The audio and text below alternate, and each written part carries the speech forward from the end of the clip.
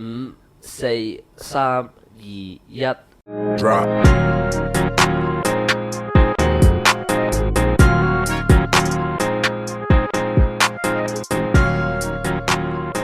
Jessica, you're so good at starting this.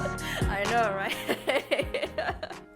Half Vietnamese, half Chinese, born and bred in the UK. I'm Chris. Half Thai, half Swiss. Here's Jessica, the millennial. Doesn't drink kombucha. Yeah, and we are the Ranting Bananas. Welcome back to another episode in your ears. Wait, in your ears. This is the new live effect. Yeah. I don't Testing have if it. works. I Cool. hope it will sound good when you edit this. Yeah, same. I don't even know what part of that intro we need to put in, but we'll see. We'll see in the lab. As always, we are fueled by booze. Chang, or what is this? Snowy Wisen, please sponsor us if you hear about this podcast. Yeah, fuck yeah. We need more beers for free. Yeah, anything snowy in this desert of Asia. It's actually quite good. So, what it says on the can is like chill before opening. Gently tilt the can side to side to arouse the protein and yeast. Now you're ready to see the snowfall. Oh god, arouse that protein and yeast. Arouse Arouse it. Go. I'm so tilted. Yeah. Just like shake that can at me. Shake those Tic Tacs. Have you ever see that advert? It was like in the UK. You know Tic Tacs, right? They're like little mints. Of course. And then when you shake them, Have a it Tic has Tac. basically people are shaking their Tic Tacs at people, and they're like, "Are you shaking your Tic Tacs at me?" Maybe is it innuendo of some sort? I have no idea. I think that's an English thing because we never shook our Tic Tacs to Oh, anyone. we shook our Tic Tacs, all right. Oh yes. Is that how you mate? Like, oh, Yeah, he's yeah. shaking his Tic Tacs. Yeah. If you tell a kid how babies are made, that's pretty much it.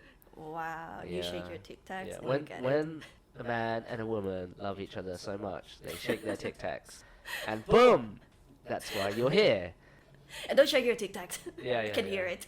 Have you ever seen those? Oh, it was quite popular a long time ago. But those long articles saying 20 things you didn't know about everyday's object, and they were telling that in the Tic Tac box, when you open it, there is like a nook, and supposedly you have to put the Tic Tac box upside down, open it, and then it should be placed in that small nook. No, I have no idea what you're talking about, but okay. I will send you a Google image later. What is these Tic Tac facts that you have? Like, who has, like, fun fact about Tic Tacs? Like, what? Me. Okay. Yeah, right. That was random. but Well, you thanks. also had a Tic Tac fun fact. Yeah. You shake your Tic Tacs and you get pregnant. Well, that's not a fun fact because that isn't actually real. That's completely made. Like, yeah. No, that's You made don't up. know. You don't know. You never know. Yeah. Okay. Sure. Maybe I should try it next time in the bedroom. So today's topic, it's about the 7 habits of highly ineffective people. It's an article by, I don't want to pronounce this name because I'm going to butcher it. Do it. Okay, Ayodeji Awosika.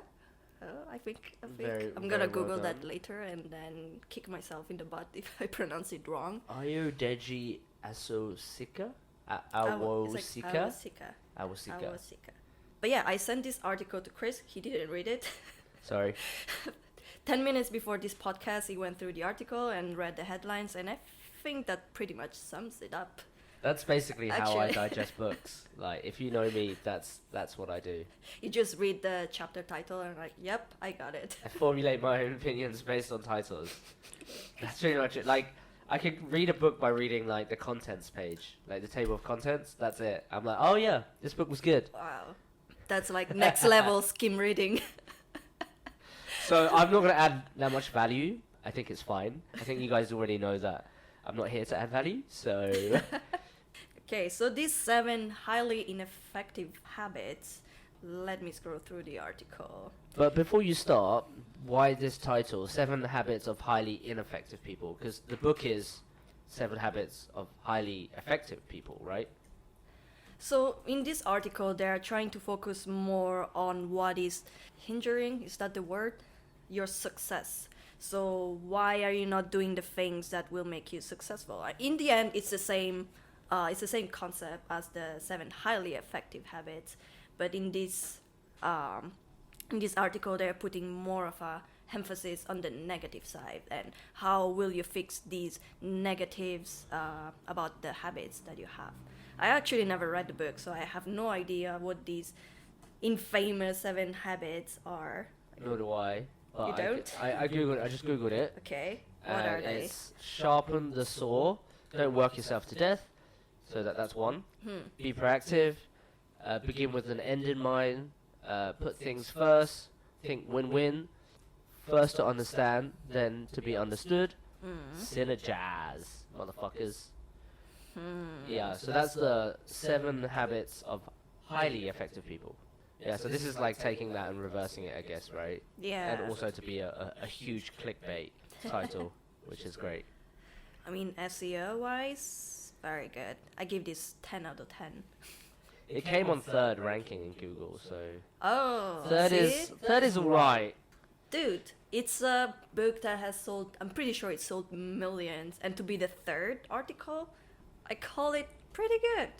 Okay. Especially for an article that has "I'm not trying to be a dick" inside. Yeah, right. Good job. The habits, the first one is focus on this fake clown show BS circus. And the quote right beneath it is to be completely cured of newspapers, spend a year reading the previous week's newspapers. And down there, after this habit, the description, it's basically that you should stop to obsess over politics and too much on the newspaper and what's going on in the world, which is the only habit in this article which I disagree with. The author is basically saying, why are you focusing so much on what's going on around the world instead of, being a go-getter and just do the things that you should do? And I'm like, dude, you need to know what's going on around the world. You need to know what, if Trump is going to nuke your country, you have to know in Not much you advance. can do about it, though.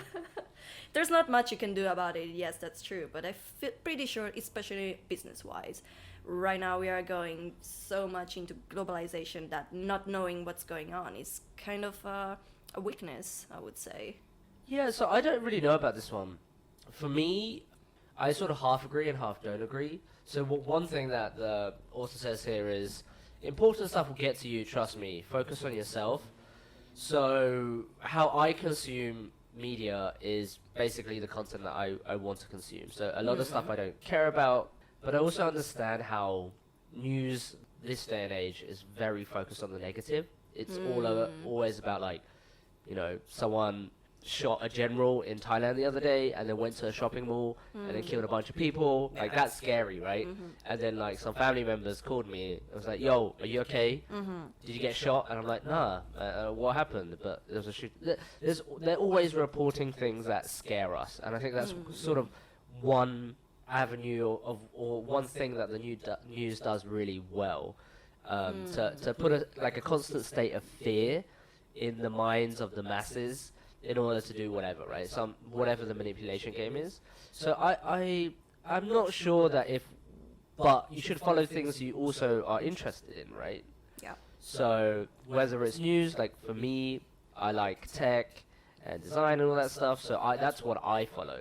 So it could be the trend or whatever's happening in the industry, but in terms of global news or even local news, I don't really give a fuck about. But that's just a personal preference. But I used to really care about that. I don't know if I was less happy or more happy. I don't know.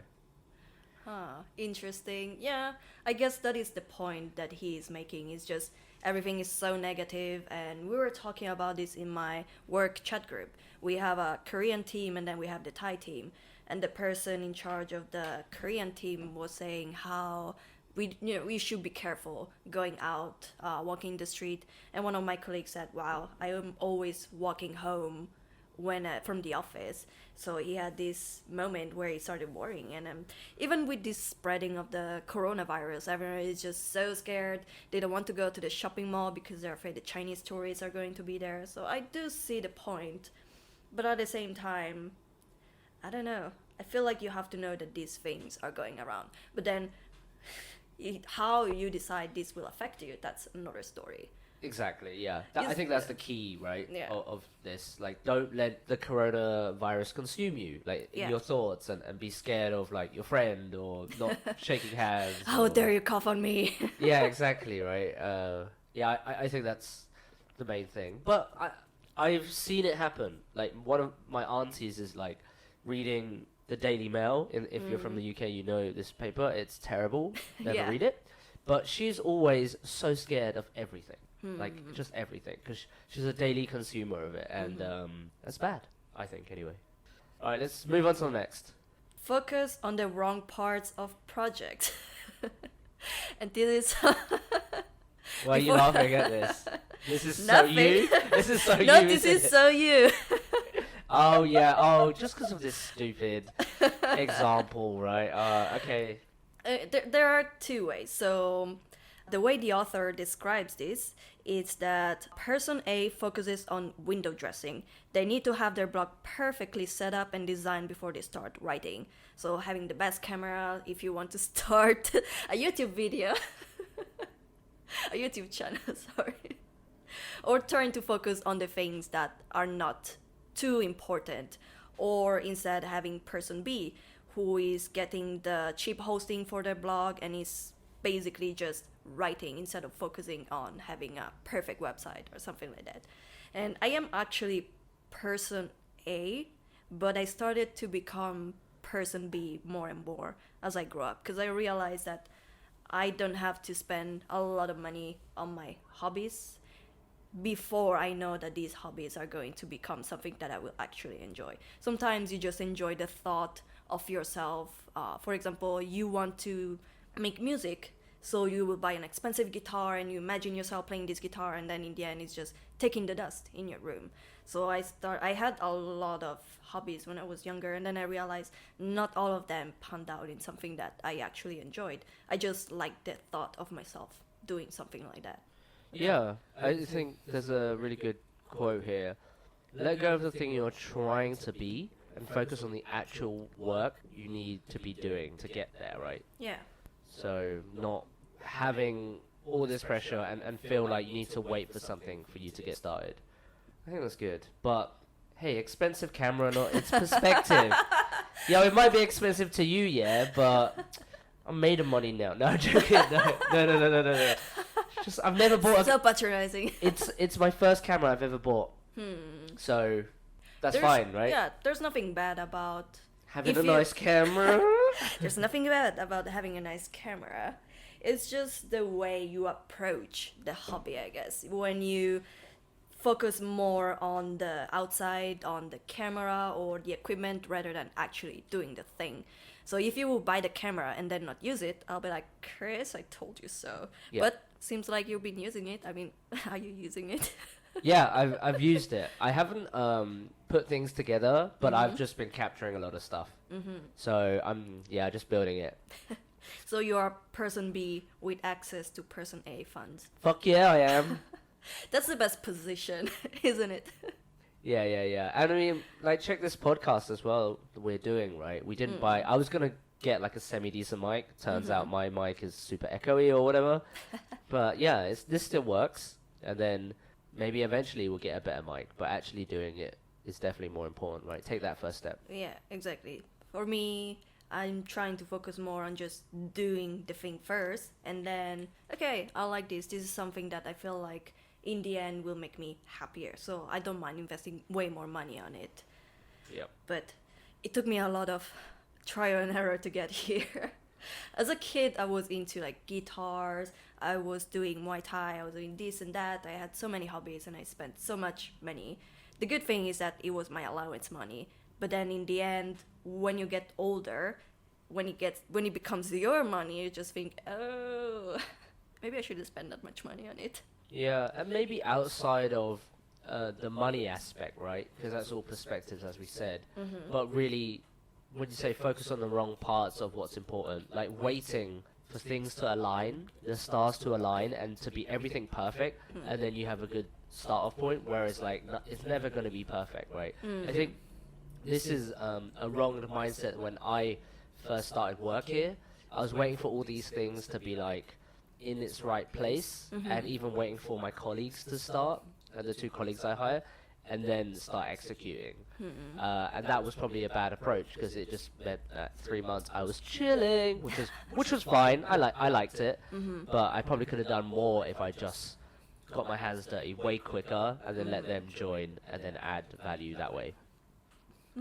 That's true. Yeah, even now, I've been postponing and procrastinating on making a portfolio, because I'm like, I want to make more projects, I want to have more stuff on it, and then I just realized, why am I waiting for that moment? Why am I not just doing it? I can't lie. I cannot say, oh, I have way more experience. I mean, I could, but then in the end, like lies have short legs or something like that. So I can't just be waiting to have the perfect thing. In the end, there's 2 scenarios in everything that you do. Once the worst case scenarios, it's always things will remain the same. But if you try, the best case scenario is that you get whatever you want. So I'm trying to get myself into that state of mind where I'm like, I should just try it. Worst case scenario, everything stays the same. Everything stays the same, and I'm like, yeah, I'm still here, so why not try at this point? Yeah, and on that subject, there's a lot of websites out there that can help you make your portfolio super easy. Right, you don't really need to do anything with all these drag and drop websites. Like, I use Squarespace, even though I'm a designer myself.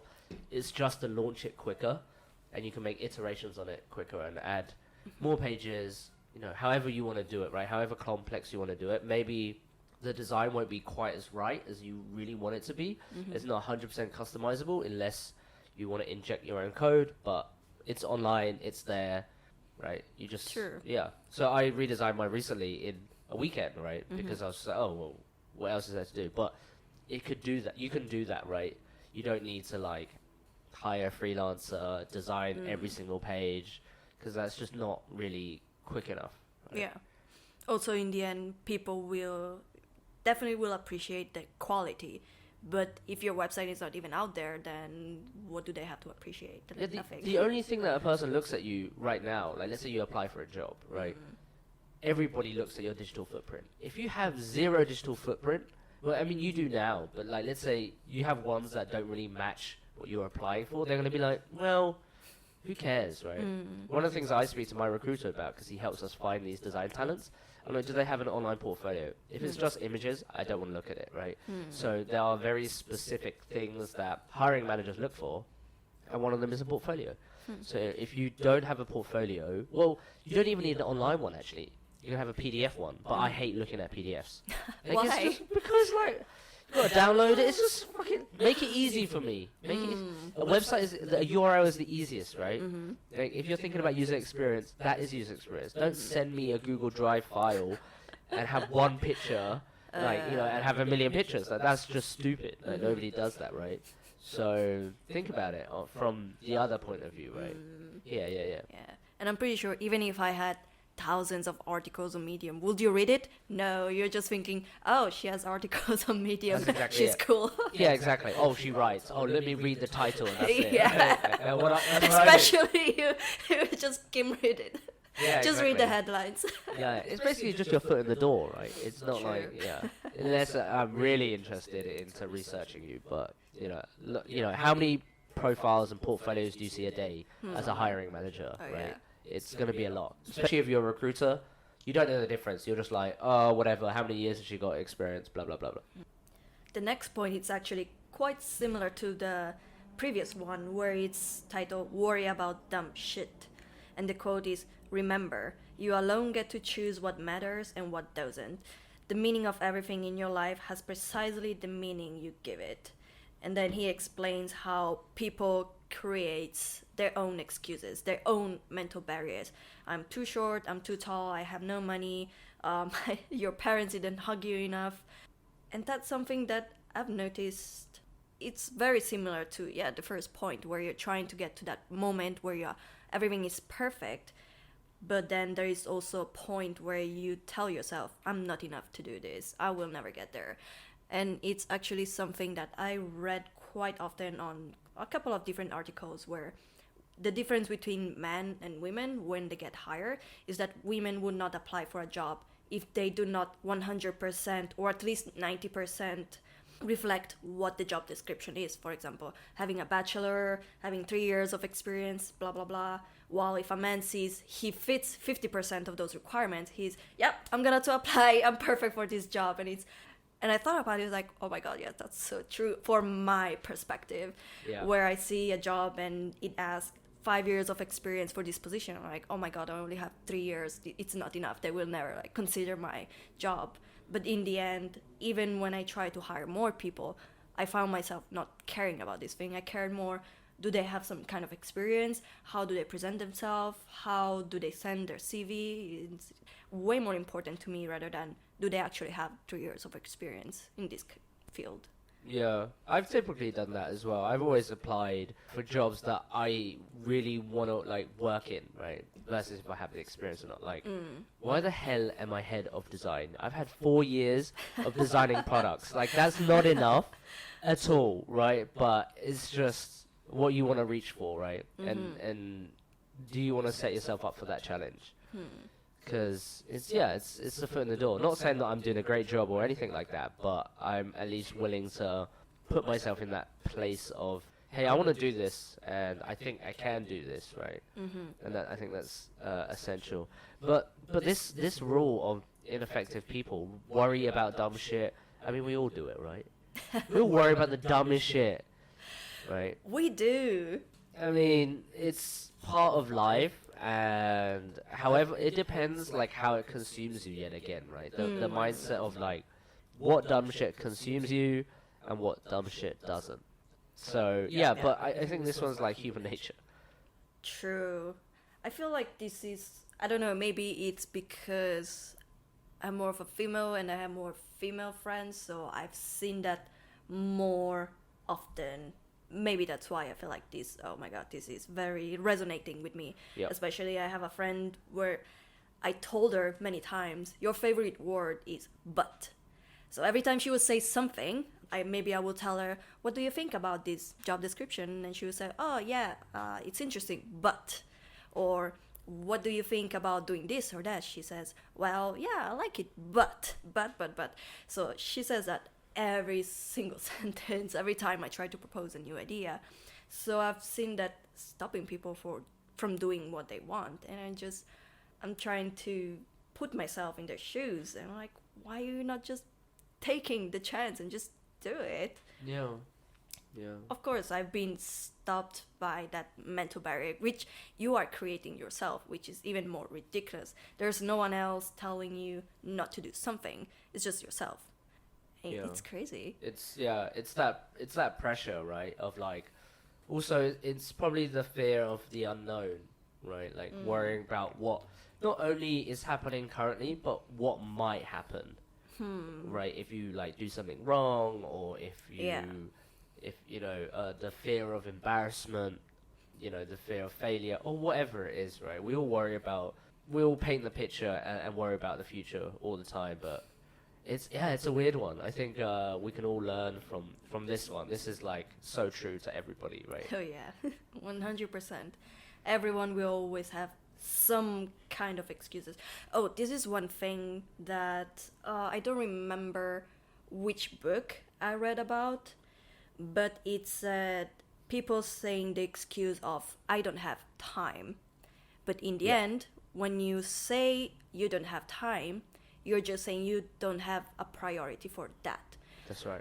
People saying, I want to go to the gym, but I don't have time. Like, you have the time, but you don't have the priority to go to the gym. That's why you're saying you don't have time, but that's such a bullshit excuse. Everyone always has the time. We all have the same 24 hours of Jeff Bezos. So why are we not, trying to get that time to be more productive?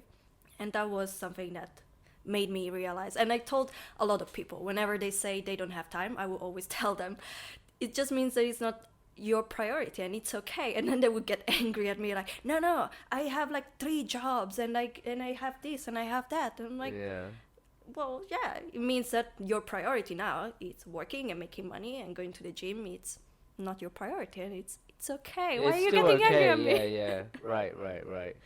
But maybe you're calling them out. Yeah, like, I why guess- don't you want to meet me? Oh, I'm not your priority, you fucking wanker. And then you're like, oh, like, they're like, no, you are. Wait, don't call me out like this. Or whatever it is. Yeah. Probably, maybe that's why they get angry at me. Yeah, probably, man. Like, if you just like flat out say it, what they're thinking, yeah, don't do that. Okay, yeah, I will say, yeah, correct, you don't have time. Go watch your Netflix. Yeah. Go binge watch Brooklyn Nine-Nine for the third time in a row. Hey, there's nothing wrong with that, right? There's nothing wrong. Rosa. For those Brooklyn Nine-Nine fans. That's still the best song ever. Da-da-da-da-da. Yeah. Doug Judy is amazing. I want him to be my best friend. Next point is fall in love with the muse. The sure sign of an amateur, how do you pronounce that? Amateur. Is he has a million plans and they all start tomorrow. Oh, this is me. Fuck. Tell us about your problems and your muses. I want to do so many things, right? Like, it's just, I think one of the things that I like new ideas, I like new challenges, I like new thoughts. It excites me, right? And I have these like goals that are very long term and that I've been saying that I want to do. For example, I want to be some sort of amateur interior designer, and I'm also fascinated by architecture, but I haven't actually made that step yet, right? They will start tomorrow. It will start tomorrow, but like, when is tomorrow, right? Yeah.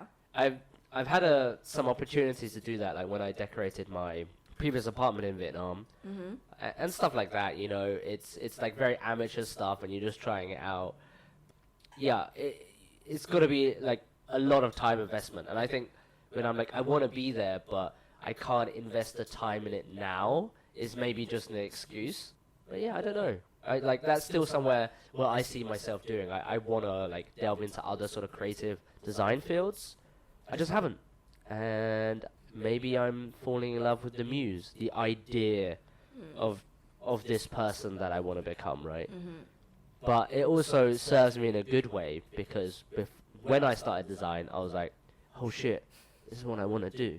So only with that thought have I even got anywhere close to where I am now.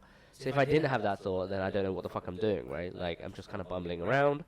So I don't necessarily maybe agree with this one. I do agree with have a million plans and they all start tomorrow. Maybe don't have a million plans. You know, have a few plans.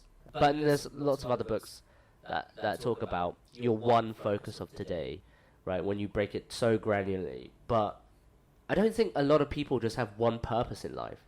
It's rare to find someone with like a really big purpose, right? Like just a main focus, and that's all living.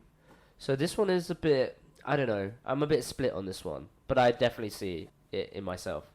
Like the other way I see this, I'm not sure. Yeah, it's also about discipline and perseverance. So yes, you might have a million plans, but you also have to start a couple today instead of keep procrastinating and putting them to tomorrow. And I also have many things that I want to do. You're right, people are nuanced. We are not just cogs in a machine for our jobs. We also have a life outside, and during this free time we're also trying to pursue like other things. And I feel like when I was younger it was different. I had way more dreams that were unachievable, while now my dreams have become more achievable. And the fact that I know that I could achieve them and I have so many things that I want to do, it's the fear of missing out. I have so many things that I want to do and I'm just, oh my god, it's too many decisions, I don't know what to do. My life could go so many ways, so many opportunities. And with internet, with social media, I know that there's even way more opportunities than what I could think of. Yeah. When I was younger, I thought, I'm gonna be a bartender for the rest of my life because that's all I have. But now moving to Thailand, and I don't know if it's Thailand, I don't know if it's society changing, but now there's so many doors opening everywhere. And we technically could get to all of them. Yep. How can you decide what you want to do in your life? There's so many things that you could do. It's just it is a mental barrier as well, where there's too many things you could achieve. Yep. And you just have to decide which one do you want to achieve and which one you are going to pursue for the long term. I mean, also that's like putting a lot of stress on yourself, right? Where you're like, okay, so there's like these 5 doors. Which one do I enter in and walk down? And then it means the other doors don't exist. But I don't think that's true, right? Mm-hmm. Where like one door can open and then that could lead to another set of doors that might loop back on these other doors. So maybe that's something to be aware of, where you're just making a decision now, which is better than just being a stalemate and not making a decision at all. Because then you're still in this roaming phase, right? But if you walk down one of the doors, it could definitely open some new things, and maybe your perspective of what you want will then change, right? So Steve Jobs has this really good talk, commencement speech in Stanford, when he says you can only connect the dots backwards. So you don't even know the dots that are going forward. So don't worry about them. Just do it, move forward, and then you'll look back and be like, oh shit, look what I done. Look at all the doors I walked through, right? And how that kind of makes sense of life. Whereas this choice paralysis is really real. I struggle to choose fucking food like every night. I'm like, oh my god, there's so much options, right? But can you imagine if we do that with what we actually want to do as well? Because there are so many choices. Yeah. So yeah, you're quite right with like perseverance and stuff, but you know, also balance it with what makes you know, motivated, inspired, happy, whatever it is that keeps you going. Yeah, that indecision could be very harmful. So I've stayed in jobs that I really don't like for way too long, and it's only because of the indecision. I've already made up what I want to do next. I'm already like, hey, I want to quit, but because it's comfortable, because I don't want to make that decision, I've ended up like spending 6 to 8 months at a job that I didn't like. But then I started focusing on things outside of it, because that was a distraction from actually making that decision. But every time I made a decision, I'm always 100% happier, because I'm like, oh fuck, I'm actually moving forward. But it's taken me that long, right? Imagine I had that time, right, to be in another job or to do something else, right, and not to be stagnant.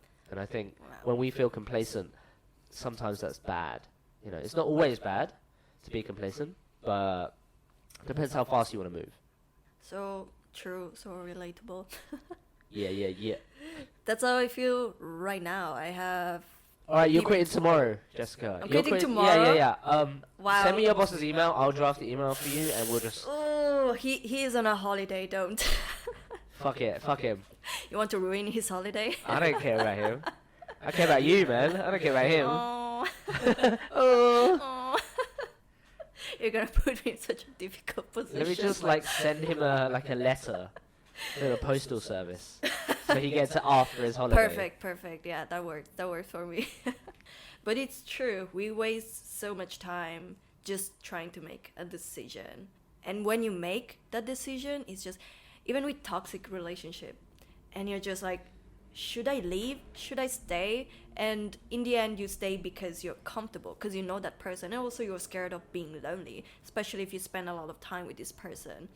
And when you eventually break up, it's just, wow, why didn't I do that before? I feel so good. Like, yeah, like the weight has lifted. Yeah, Right, I remember one time I broke up with I had the most toxic relationship ever. And the funny part is that the day after we broke up, people would come to me and say, wow, Jessica, you look so happy today. You're like glowing. You look perfect. Like, you look so happy. And I'm just like, oh, wow. Why didn't I do this before? Like, people are literally complimenting me, telling me that I look happy and glowing. Wow. How many years was that? Or how many years too late was it? Like, when did you know, and then when did you pull the trigger?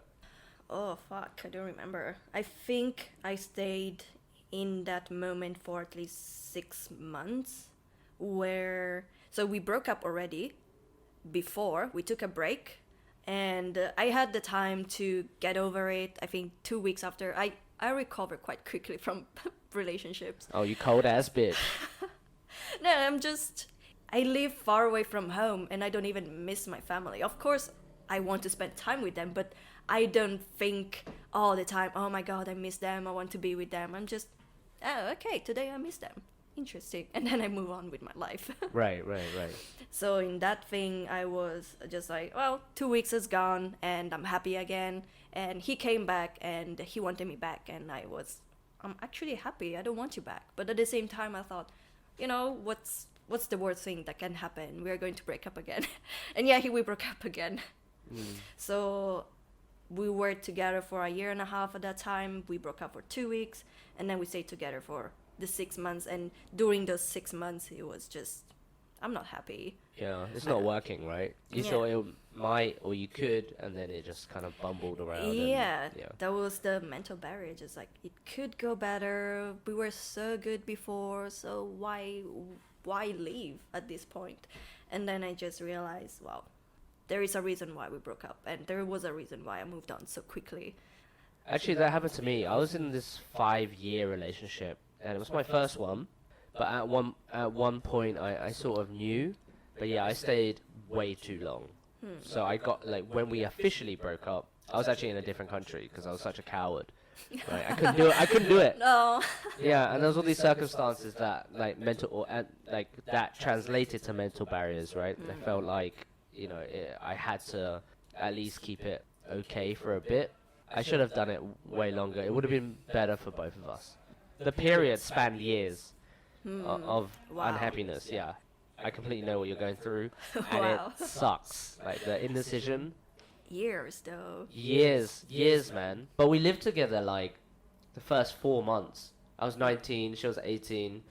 She lived at my uni house, and then she moved, and then I moved in with her, and then she moved in with me, and then I was no longer at uni, but she was. So she was living at my house, so that was kind of like the complication, right? Even when I moved abroad to Vietnam, she was still living in my house. So I was like, I don't mind, really, but it's not really going to work, is it? Like, for the long run, like, how can you drag someone along, right? True. Because that's what you're really doing. Maybe they're more invested than you are, and if you're not, you owe them to tell them. I didn't do it. I didn't see it like that until I did it, and then I was like, fuck. It's bad. It's bad. But in the end, it all worked out. Oh, yeah, it's great. It's great. It's great now.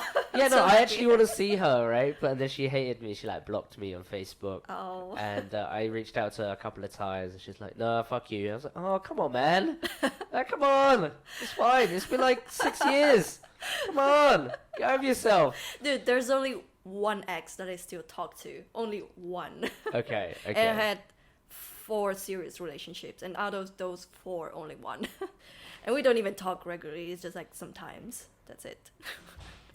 Okay, the next point, its title, "This might be the worst one." The quote from Marcus Aurelius, which we were talking about before we started this podcast, the Roman emperor.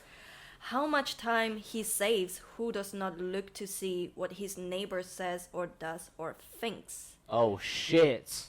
This is so relevant, especially right now, because of social media. Yeah. Yay! Ruining our life every single day.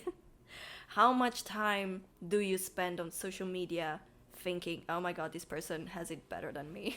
25 hours a day. 25. Me too. 26 actually. It's crazy how much we compare ourselves to others, especially other people's successes. That's also debilitating. Yeah, definitely. I mean, we all know someone that's a fucking rock star, right? Like, we all know someone's like, wow, this guy's like super, or this girl's like super successful. Born in a rich family, super good looking, like just ripped as fuck. Right, or whatever it is, whatever you think that's amazing, right, that you can't compare to, or whatever it is. We all know that person. They have their own shit going on as well, right? That's the thing. Everyone has their own set of problems, which might be completely different from ours, but there is no way that there is one single person on this earth that doesn't have any problem. And those problems will still affect them. You just have to not choose, but in a way, these problems are created from within yourself. Yep. Yeah, one of the things that I hate the most is that seeing younger people than me being more successful than me. That's what I cannot stand. Oh my god, there's so many of them though. Like, I watch basketball and all of them are younger than me, and they're like fucking dunking, and I'm like, oh, this motherfucker can dunk. Oh my god, you know, like all the time, like wonder kids, like.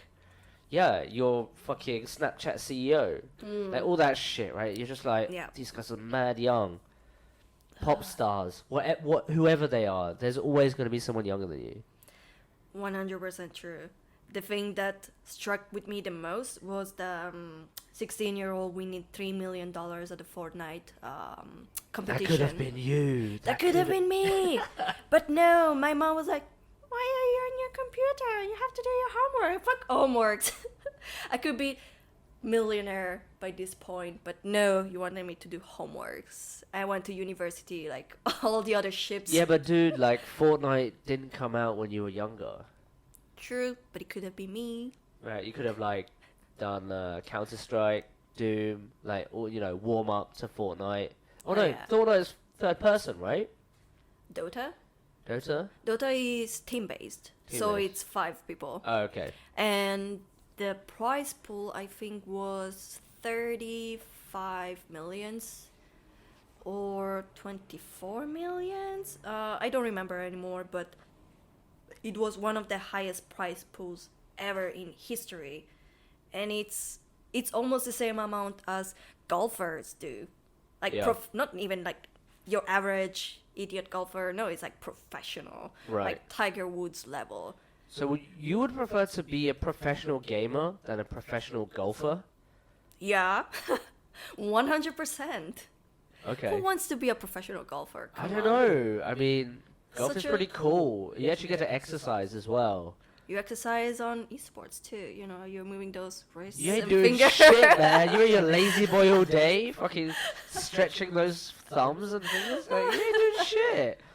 It's actually, you know how they have to be also in good physical condition, because, you know, you have all those things with fast reaction, blah, blah, blah. So it's also important that you are in good condition. It's not healthy to be sitting on your computer all the time. So what they do in these teams, they also offer them, like, you know, dude, you have to stand up sometimes. you cannot stay behind your computer all day. Okay. Oh, well, I didn't know how gamers or professional gamers like lives are changing, right? Because when you think about gamers, you're just like, oh, dudes that are just, you know, completely invested in it. They never get up. They pay like 16-hour days, like on the game. It's the same as professional athletes. It's their job in the end, so they spend at least 8 to 12 hours training, just for training, and then for the rest of the time. The thing is that it's not just your job, but this is literally your passion and your hobby. And is it the best that you could get? Like working and doing something that you absolutely love and that you will do also in your free time. So usually this is what happens with gamers. I think because it's something so new and it's quite fun. Playing games, it's entertainment. Yep. So you're doing entertainment as your job. And I would say that it's easier to do that rather than, you know, train for 8 to 12 hours. But then, I don't know, maybe athlete actually enjoy, you know, being fucking tired at the end of the day, swimming or golfing or whatever. Right. I would rather be a gamer, a professional gamer. But just because it's my hobby. Sure. Yeah, I can't imagine that, man, because, like, it's just one game, right? You're talking about focus. So you gotta be really good at, like, maybe, like, 2 or 3 games, but one game is your main money maker, right? So you just spend, oh, man, it'd be so boring and repetitive. Imagine, like, I like Street Fighter. Well, imagine being a professional I would hate it so much. Like, obviously the strategy is good, but I couldn't be a professional gamer. No way. I could be a casual gamer, but a professional one? Hell no. Hell no. Hell no. Hell no. Did you put up your echo? No, I didn't. No. I thought you were gonna harmonize me like How I Met Your Mother. Oh, sorry. Okay. Three. Hello. Hello. Okay, can't go that high. Alright. But yeah, comparing yourself to others, that's not healthy too. That's not healthy. But it's a good segue because you're like doing your passion as fun. Mm-hmm. And the last one is have fun. Whee! There's no quote this time. Okay. It just says a certain level of Escapism. escapism is good and necessary. You can totally say that English. Linguish. I wanted to say English and language, and it came out as Linguish. linguish. That's fine. Singapore English. Singlish. You kind of Singlish. did it the same. Linguish. English. But yeah, your passion. In this case, the way he describes it in the article is that sometimes you need to have just fun, just pure, not hustling, non hobby making money, but sometimes you have to have that moment where you stop your work and you just enjoy life because of whatever you like to do, like going out with friends, bowling, playing games. And that's important in life. You're not just a working machine. Sometimes you also have to enjoy life. Agreed. Yeah. I mean, maybe I do this way too much. And it's okay, you know, like watching my parents slave day after day for, 16 hours a day, running a restaurant for multiple decades. You kind of see like the benefit of not enjoying yourself because it's like work, sleep, work, sleep, work, sleep. There's like literally nothing, right? So I do this a lot. I try to do this more than the average person because I know that life is it's limited. The time we have here is limited, so why not enjoy it, right? Like, why not? Yeah, why not do it? And also, it's not about having just, completely escaping, but try to have fun at work. A lot of people treat work really serious, and they go in, they're like, I want to get this money, I want to fucking kill this project, but actually, if you don't take it that seriously, or there are times when you can make a joke in a meeting, it's fine. And those people are the best people to work with because they know when to have fun and when to be serious. Nothing is always a train wreck. Like, it's not a shit show all the time. Depends what company you work for, right? Yeah, this is super key. And I would say this is like the main one that I resonate with. Really? Yeah. Interesting. I don't always do this, but I try to at least. I don't resonate with this as much because I still have that mentality where I feel like my hobby need to be productive in a way. If I'm reading an article, I want it to be productive. I want it to be something that will make myself better in the future. And I noticed that lately, while before I didn't have that. But I feel like now with this hustling culture, especially from America, I feel like it comes mostly from there where people are always working. Also, I noticed that here in Thailand a lot where people define themselves a lot from the work they do. Yeah. While in Europe, one of the things that I've noticed is that people have way more hobbies, which are just hobbies. And if I come to Thailand, a lot of people would ask me, so what do you do? Like, what's your job? In Europe, people don't care about that. Yeah, they don't. They don't. Yeah. It's almost like not at the beginning of every converson. That's not how you Exactly. introduce yourself. You're Yeah. just like, I'm Chris. I do heroin. What's up? Like, no. I collapsed the Full other disclaimer. day. I don't. Full disclaimer. Oh wait, let me tell you about this story real quick. Okay. My friend went to this place called Speaker Box. And she says like she knows a DJ there, so she went to support her friend playing, but it was like a random sort of like cipher. So they had like a Singapore rapper there, they had an Indian rapper there, and a bunch of like DJs and people, so like a cipher, right? And no, people were introducing themselves with their sexual orientation. That was really funny. Okay. Like as a first line, like how funny is that? Hey, so I'm like asexual, but sometimes I do, like just like Yeah. And she was just like super weirded out by it. I don't know. Maybe that's more important now than your job title, your sexual Seems orientation. like. Just to lay it out there, Oh, one thing that I cannot stand is we have all of these being binary and Right. you know gender fluid, and then sometimes you don't fit in a certain category, and there's people who want to be called rather than her or she or his or he. They want to be theirs or them, and that's 100% cool. Like, sure, if you want me to address you as they instead of she, Yes, okay, please. I will do it. You ask me, I will do it. But if you come to me, you're a cis woman, normal, like average, and you tell me, I want to be addressed as she and her, I'm just, yeah, I was doing that as a default already. Why do you have to specify that?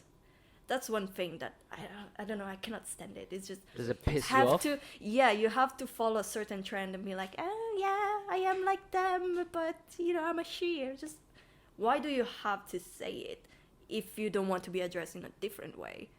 Right. You get what I mean? It's just, I feel like in the end it's people trying to follow a trend rather than, I don't know, supporting those people. Because to me it feels like kind of insulting. Because if Yeah. I want to be addressed in a different way, I don't want people who are going to be addressed normally to be like, oh, but you know, I want to be addressed in this way. And I'm like, yeah, of course, I was going to do it anyway. So Yeah. why do you have to say it? So that's Yeah. my, it's a pet peeve of mine, yeah. Like, I'm pretty awkward with that kind of stuff. So if they didn't tell me, I wouldn't know. I wouldn't know how to address someone.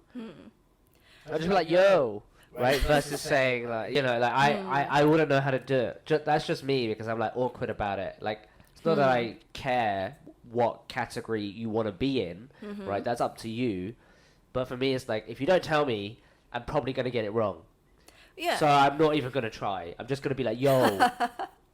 Like, or, you know, or call you by name, because that's usually the best way to do Yeah. it, right? Like, Jeremy, or fucking Sandra, or whatever. Yeah, 100%. If they don't tell you, then I would go for the, The most natural. yeah, Yeah. the standard way. But then if you It. tell me, then it. Yeah. You're an it. If you tell me, I will make an effort to try to get there. Right. But if you don't tell me, then, you know, it's on you. You have to tell me before, and you cannot get angry for me making such a mistake. Because it's not something that is standardized, in my opinion. But then, Yeah. That's me. But, yeah, that's also a good point, right? Like, why are people categorizing, or they're categorizing themselves by not categorizing themselves. You understand what I mean? Because if they Yeah. want to be they just want to be like whatever, right? Yeah. Like flexible, right? They're also, but then it's like, why the fuck do we even care about the categories in the first place? Yeah, Do you know that's what I the mean? thing. They're trying to get themselves out of a label, but then you're By becoming a labeling. label, Yeah, by yeah. becoming a label is just. Maybe it's counterproductive, right? Like, I don't know. We need to think about it. Yes. You need to think about I it. need to think about it. I don't know how. Yeah, I don't know what I feel. I just haven't thought about it that much, I guess. So I just don't know how to react. I'm just like, you're a human. I'm a human. Let's be humans. Oh yeah. That's probably fair. Unless you want to be something else, but then tell me before, please. Oh yeah. How do I feel about that? I mean, I've always wanted to become a monkey. Like, I'm fascinated by monkeys. Like, it's weird. Wow. Like monkey illustrations. Like everything. Is that why we yeah. have a monkey? We have a monkey podcast. Yeah, fuck yeah. That's totally connect the dot backwards, right? Like, that's totally it. Interesting. Yeah, like, I'm fascinated, like, monkey brands, like, Babe. Like, I'm... something about monkeys. Don't know what it is. Okay. That's very interesting. So if you're a monkey, reach out. If you class yourself as a monkey, reach out. Not an actual one. So what's the pronoun for monkeys? It? It Well, and it's... there's also genders of monkeys, right? yeah. So if you're... I don't know. I don't know. We need to Google Maybe that. it's the same. Maybe it's the same. Yes. Monkey, that's new. I'm gonna add that. Okay. Add it. Okay. I think this is the last point. Yeah, it is indeed. Highly ineffective people, they tell themselves the biggest lie ever. I'm worth it. Ineffective people don't just admit what they want from life and decide to go get it. They lie to themselves. So one of the examples that the author put out is, I'm content, and then he explains, no, you're not. I can smell the discontentment on you from across the computer screen. Like, wow. I don't need to insert desire or goal. No, you don't need to, but you want to. Or, I have a good family, friends, a roof over my head. Yeah, most people do. You don't get points for that. There's nothing impressive about that. We tell ourselves lie that we are content and we are happy with what we have, so we don't need to try to get better or more or try to achieve our dreams. This is a very interesting thing, right? Both of my sister and dad has spoke about this subject many times, of the concept of being content, right? And this is also kind of some like Stoic or also Buddhist kind of teaching. Like, what are you striving for? Like, really, happiness is the present, right? Like, it's now. Really, the things that you might be chasing for might end up not being that, and you might have done a bunch of things that made you unhappy to get where you want to become. So I think this is a weird one for me, because like the art of content is so difficult, right? Trying to just be versus like thinking about all these other levels and where you want to be and stuff. So for me, I get that people lie to themselves, right? And they self-hinder by giving excuses, by having these mental barriers and all that stuff. But I think that's the main thing. And my dad is a huge believer of just being content, you know, being grateful, gratitude for things you have, not things you haven't, right? Obviously, not to say he doesn't do anything, right? It's not just like lying on a hammock or, you know, in Vietnam. Probably that's what he's doing, but still. Yeah, that's a hard one, because on one side, you definitely don't want to be content with what you have. You should be always looking to strive for something slightly better, but at the same time, you don't want to be consumed by that thought where you want something that you cannot reach, or you're trying to work too hard to try to get happiness when in the end you already have all the tools to have happiness. He mentions good family, friends, a roof over my head, and it's what's wrong with being happy with having that? I feel like a lot of people don't even have that, and it's something that you have to be grateful about. Yeah, a lot of things are like money based now, right? In society. So it's like you make $1 million and then you move the goalpost further. I want to make 10 million. Then I want to make 20, and then it's like, what the like you can't, like, over a certain point of money, like your Jeff Bezos, your Mark Zuckerbergs, your Bill Gates, they can't physically spend that money at all, right? So them setting out with those unrealistic goals and moving it further and further away will never bring them that. And I think all of those billionaires have probably realized this as well. They can't spend all that money. So if anything, you see like Bill Gates' charity, Mark Zuckerberg's charity, and all that stuff, they've almost kind of focused their energy and time on different things that might bring, you know, a better happiness or reward to their life, which is really interesting. So I'm not sure. I think some people are definitely lying to themselves in terms of their own maybe insecurities and stuff, but practicing being content about life is also a good thing. So this one I'm also unsure about. What's the most common lie we tell ourselves? That we're not good enough. The most common lie? That's an interesting question. Let's think about it. I would say mine is definitely not having time. Like I said before, you know, about the priorities. So that was something that I would tell myself a lot. And now I'm trying to rephrase it and be like, okay, it just means that I don't have a priority about that. So I have to try to make it a priority. But I still tell myself, well, I already woke up at noon, so my day is basically wasted. What should I do? Watch Netflix. And I'm like,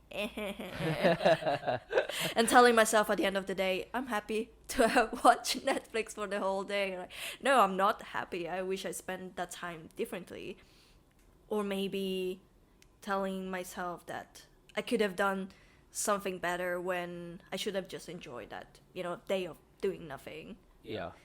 I think that's the pressure, right, that we're facing these days. Like, oh shit, why wasn't I productive this day? Could have done so much more. But then you're just worrying about it and not doing anything. So I get that one all the time. Yeah, I think the common ones are really like, we're not good enough. So, for example, applying for this job, we'll never get there, so I'm not even going to apply for it. There's a common one with when they're like single guys when they go out. It's like, oh, she'll never want to talk to me. Or I'm not good enough to talk to this pretty girl. Right, and then there's that barrier already, right? Like, so you're just like, oh, I'll just look at her from afar, and hopefully she walks past, so I can sniff her hair or whatever it is. That's a common one that kind of handcuffs us. The biggest lie ever is that everything revolves around us. That's true, isn't it? In the end, that's everything. You were talking about, I'm not good enough for this girl, blah, blah, blah. But in the end, it's not about you. It's about her. Is she looking for someone? Right. Is she in the state of mind to look for someone? Is she good enough for you? So... yeah, bitch. Call me. You're not good enough, are you? I'm definitely not good enough. Yeah. I'm a monkey. I'm a piece of shit. Yeah, I guess that's the biggest lie that we tell ourselves every day. Like, everything is revolving around me. It's not something that we do consciously, but because we only see this point of view for the entirety of our lives, so it's hard to not think that nothing revolves around us. Yeah. When you go through a very bad time in your life, you're like, why is the world against me? Why is everyone against me? And then you realize it's nothing about you. It's just the world keeps going and you're just a coincidence. Yeah. That's it. We're a speck of dust in the universe. Right? And it's hard to accept that. Oh, dude. We are going super philosophical now. I feel like like it. I'm cracking the secret of the world. The problem is that we think we are at the center of it. I never thought about it. This is something that I just came up with.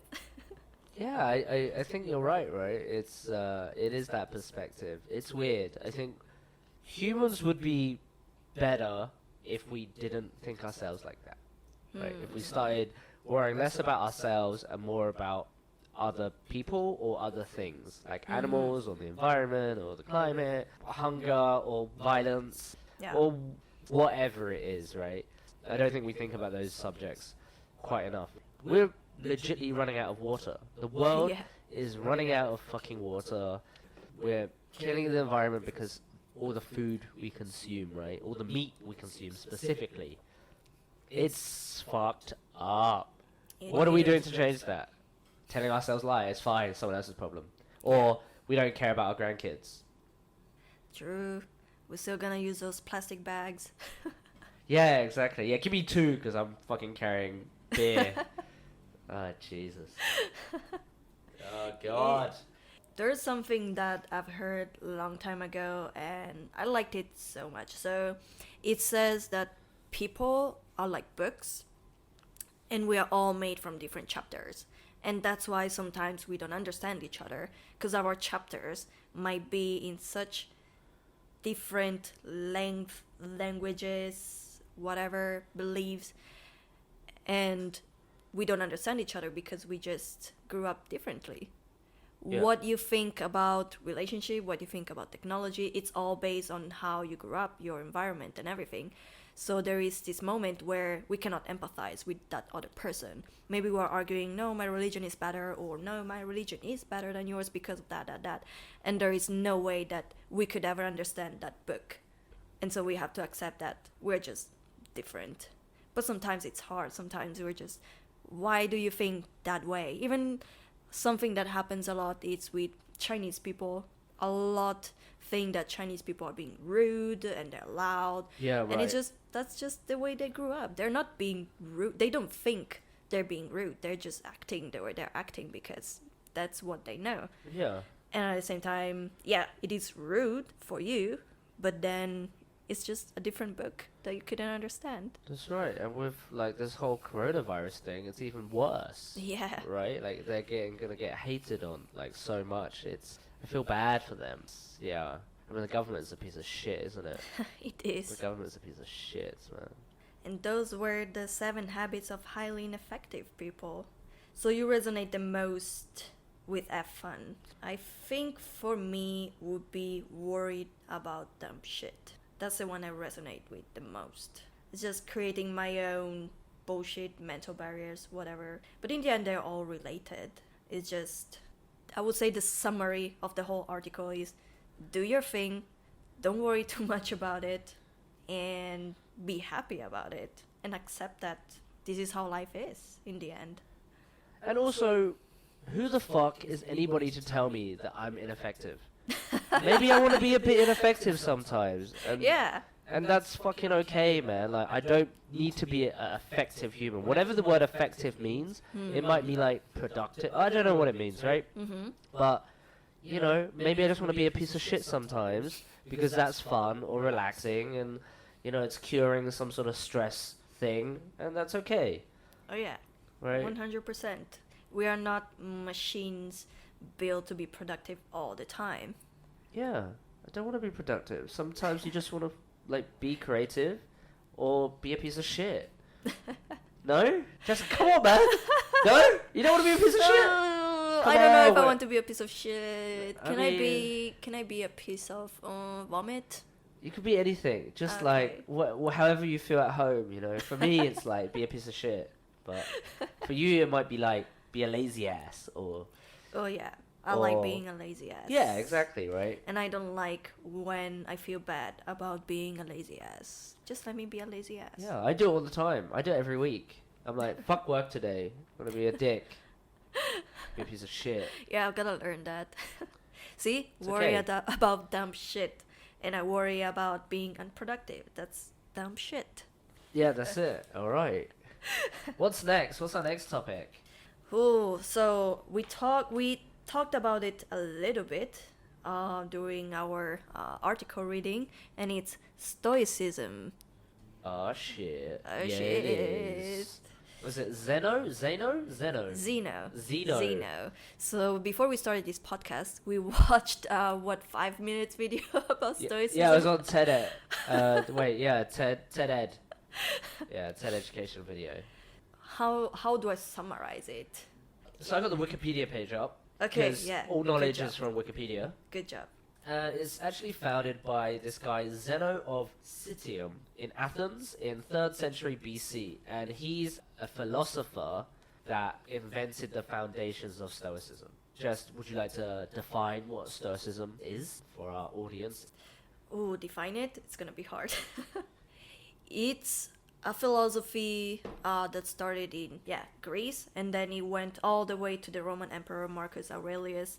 And my key takeaway from it is that it's not that you have control about the external factors. You have to let go of that, and the way that you control these external factors, it's how you approach them mentally. I think that was a good explanation of it, yes.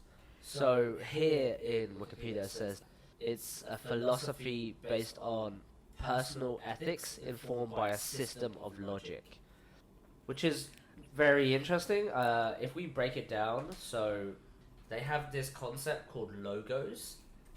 One thing that came out was that the word logos, I just know that it means something related to speech, but I don't know how.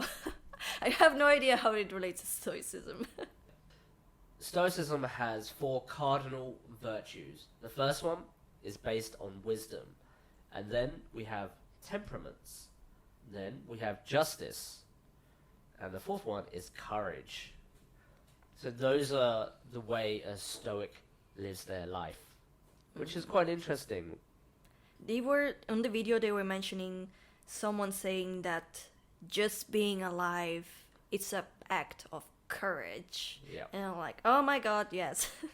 So let me define the cardinal virtues for the people that are interested. So wisdom is the ability to navigate complex situations in a logic-informed and calm manner. Temperament is an exercise of self-resistance and moderation in all aspects of life. So like how much you do one thing, Justice is treating people fairly, even if they've done wrong to you. And finally, courage, facing daily challenges with clarity and integrity. I think that's a good way to sort of tie that together. Yeah.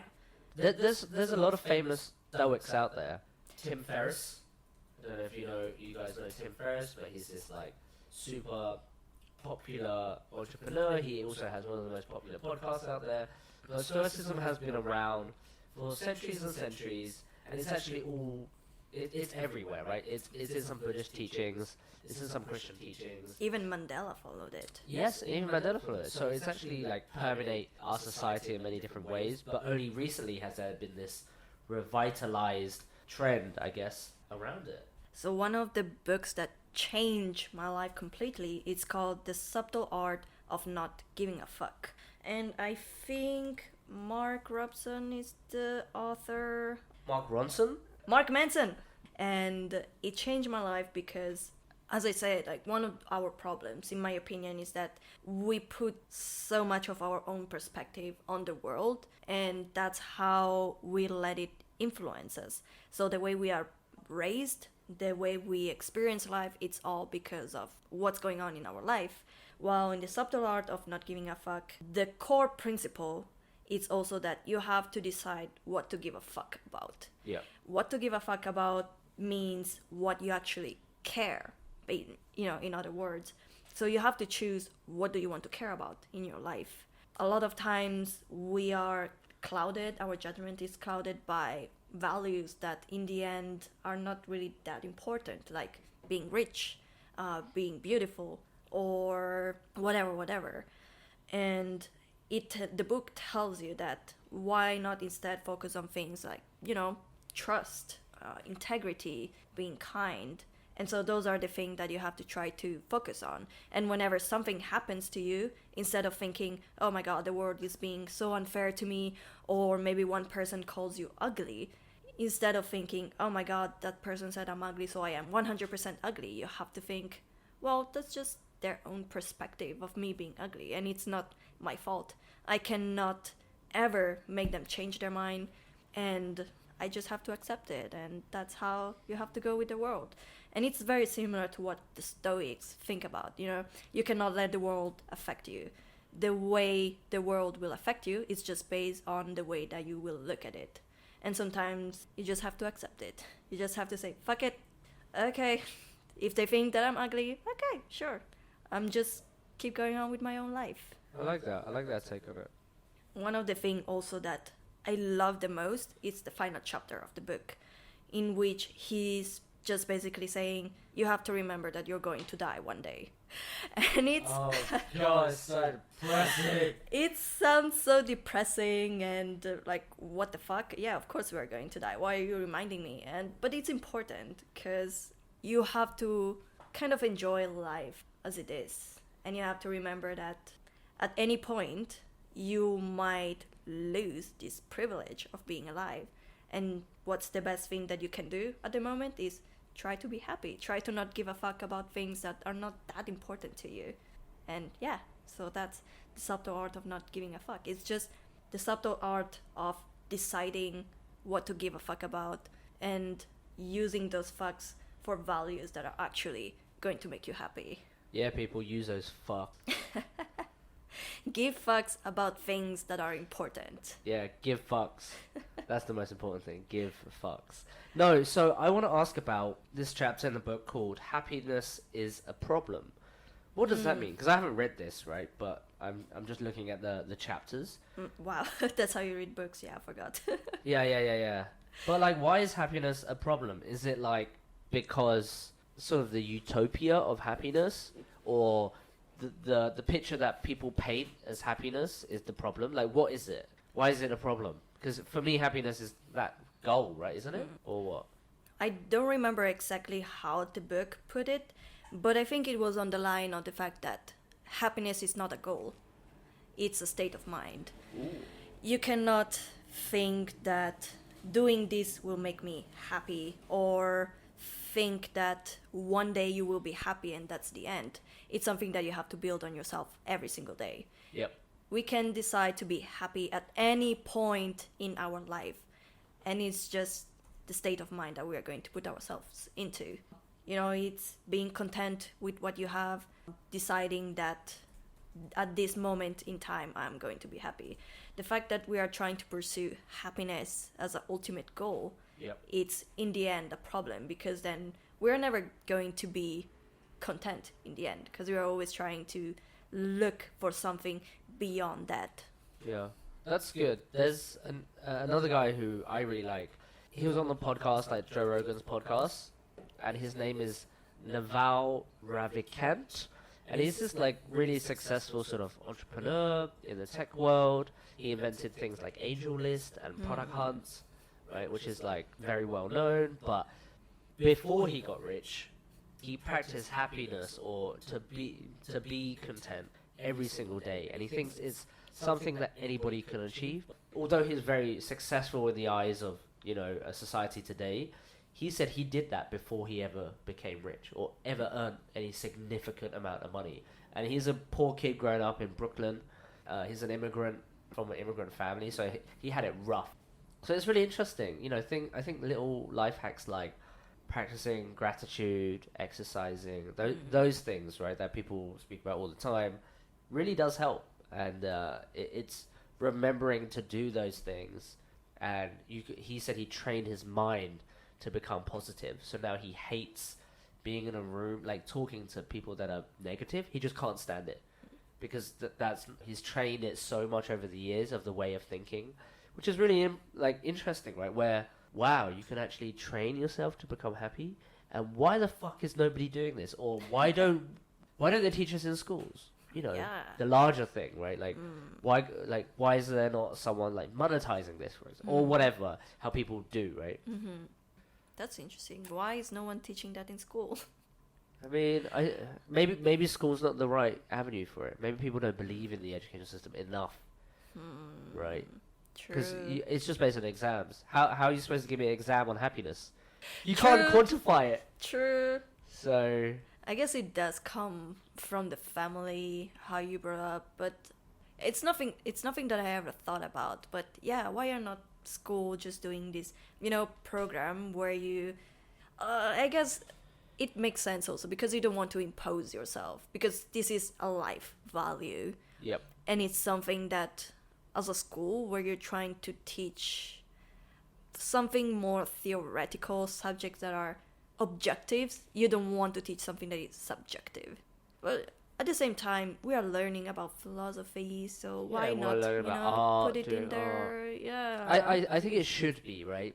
Maybe the current education systems just don't allow for that sort of teaching, because there's careers like life coach, kind of born from that concept, really, if you think about it, right? How to approach life.